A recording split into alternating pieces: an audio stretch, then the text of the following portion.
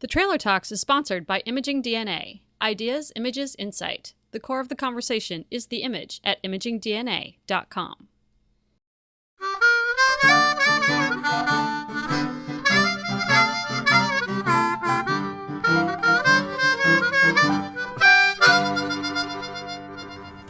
Hey, welcome to the trailer. Come on in. Today we're back with Cesar Cruz. He's an educator from Oakland and working on his doctorate at Harvard. Let's hear the rest of his story. So you have a wife and 3 kids that you brought from Oakland. Whew. Ooh, that was a trip across country, I'm sure. It's been a really interesting, amazing, contradictory, blessing bubble of an experience migrating from East Oakland to Cambridge, and to see the immense amount of resources for kids and families here. Sure. Wow. But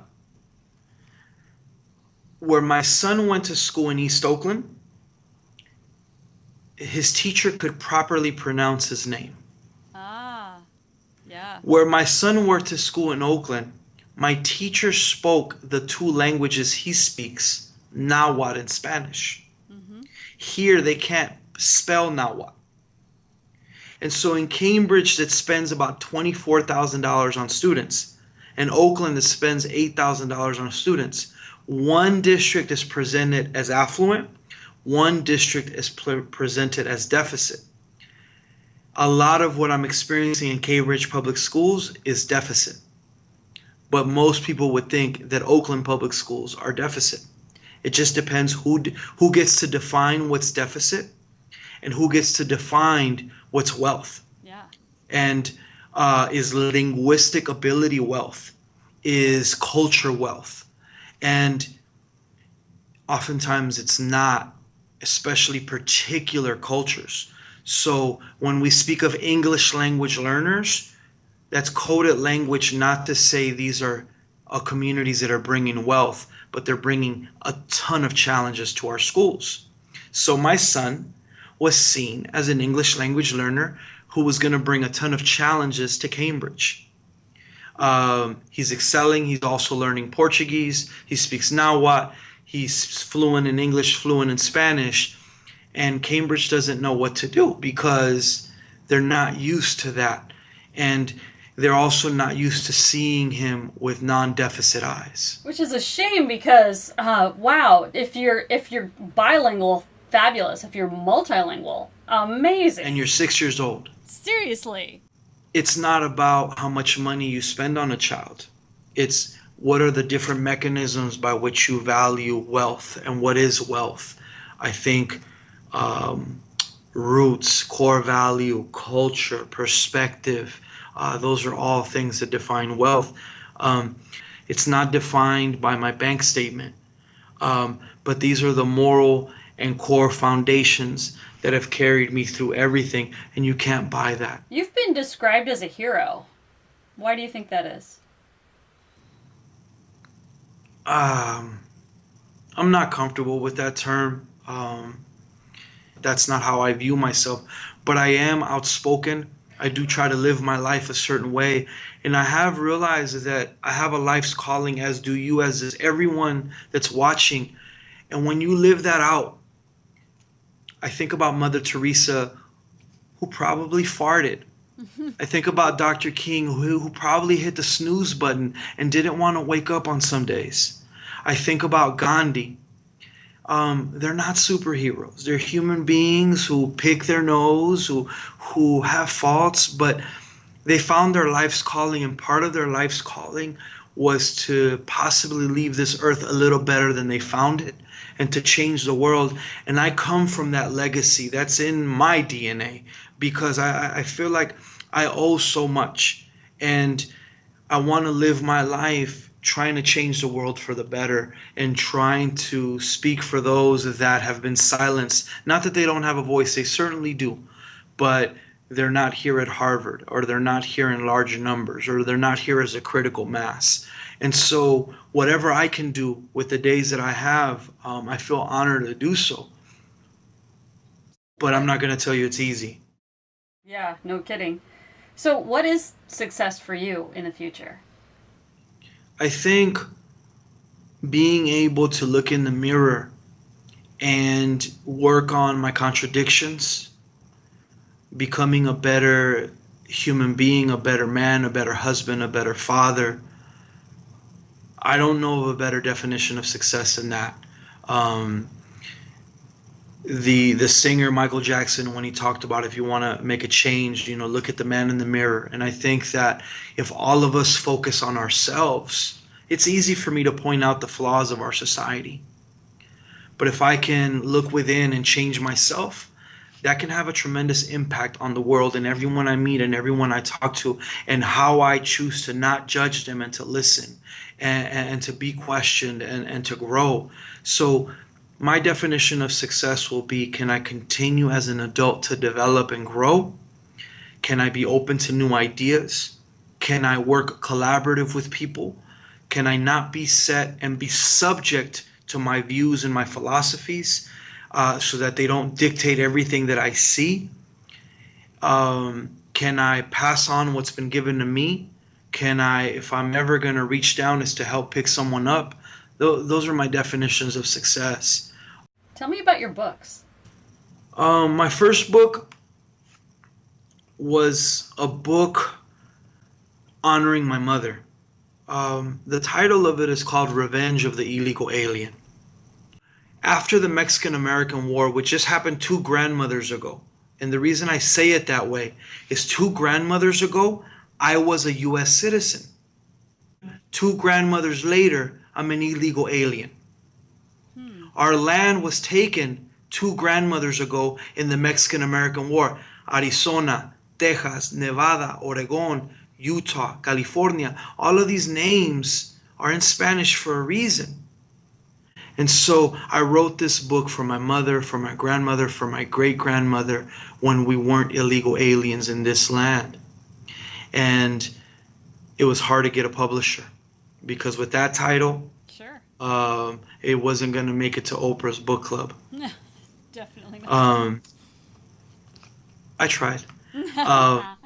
And the second book was a Latino history book for gang-involved kids who think they don't like to read. So I wrote a history book, but it's in disguise. It looks like a gang book, and it looks like a book about the history of gangs, but really is one of the things that I really feel our generation needs is to know who they are. African American kids need to know that their legacy did not begin with slavery.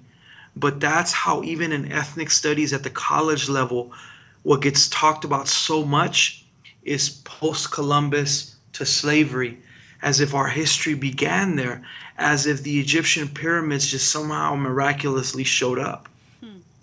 And our history didn't begin 500 years ago. And when kids know that they built pyramids, like if you go to the center of the country of Mexico and you see Tenochtitlan and Teotihuacan, even though Walmart has moved in and they set up shop on sacred land, it's still there. And that took mathematics to create, and that took archaeology, anthropology, to study the alignment of the stars, took astrology. How is it that these same kids now can't pass a standardized math test, but they design pyramids? What has happened? But when you teach a kid that they can, that they're architects, my wife is a Mexican immigrant architect. When you teach a kid that they too created civilization, that it wasn't Americans that created democracy, but the Iroquois people, they start to walk a little taller. They start to feel a little prouder because they show up in a book. And so I wrote that book to tell kids you matter. You're not better than. No one's better than, but you are equal to. And we don't live in an educational system that really teaches that the vast majority of kids are equal to. So I've got Revenge of the Illegal Alien and then The Time to Bang for Freedom. There's another one that I saw that's called Youth Wisdom. Yeah, so that's the one I'm most proudest, and you'll see me cheese up and smile the most, because that one I had nothing to do with. That one was all my students. And how do you title a book Youth and Wisdom? Those two words are not supposed to go together. there's these anecdotes that make fun of teenagers. And one of the anecdotes goes, if the youth are our future, maybe we need a backup plan. Because the perception is youth are wasting their energy, they're wasting their lives, they don't know what the heck they're doing. We don't value young people. And being in the classroom for 19 years, the most amount of wisdom I ever gained, the most amazing professional development that I came in contact with was listening to my students, was hearing their dreams, their resiliency. And what we decided to do is to help them document their stories. And in particular, these are gang-involved, gang-impacted, disenfranchised kids who hadn't found their voice yet.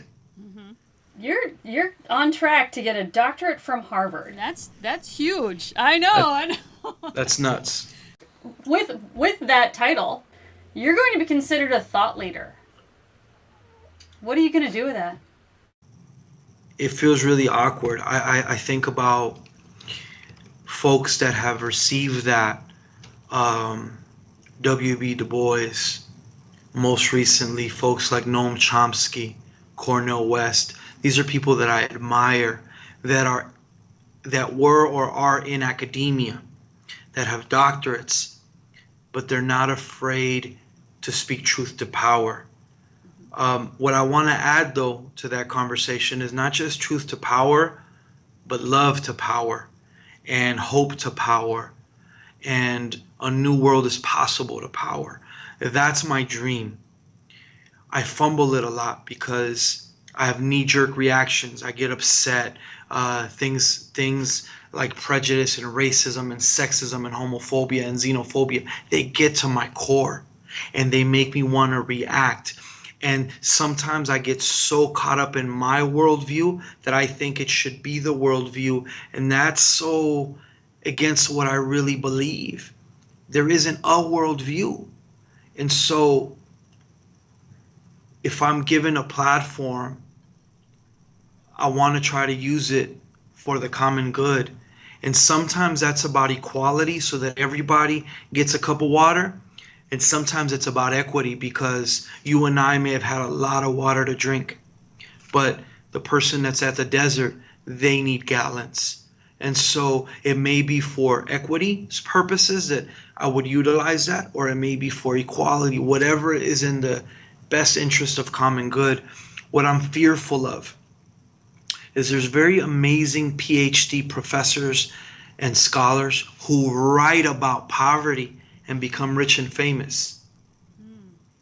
They write about poverty and become rich and famous. And they have the right, I suppose, to become rich and famous.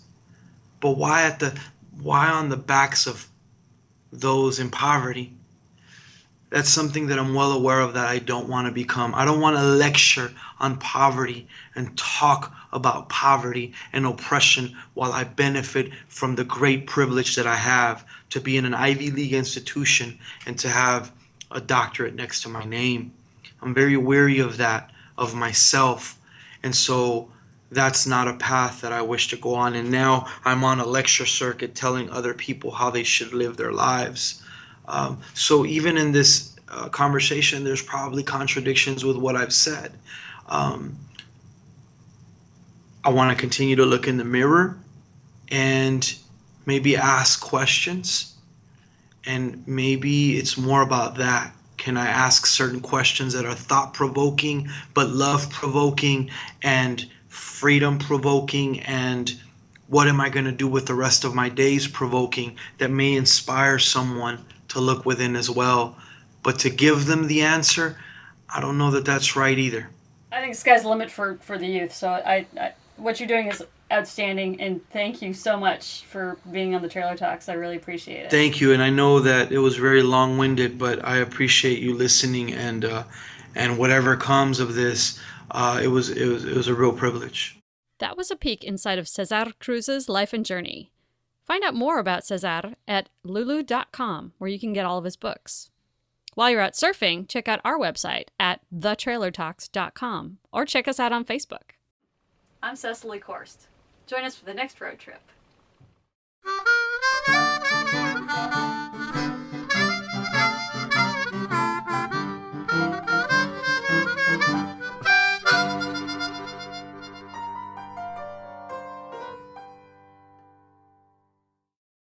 The Trailer Talks is a production of Chapeler Media.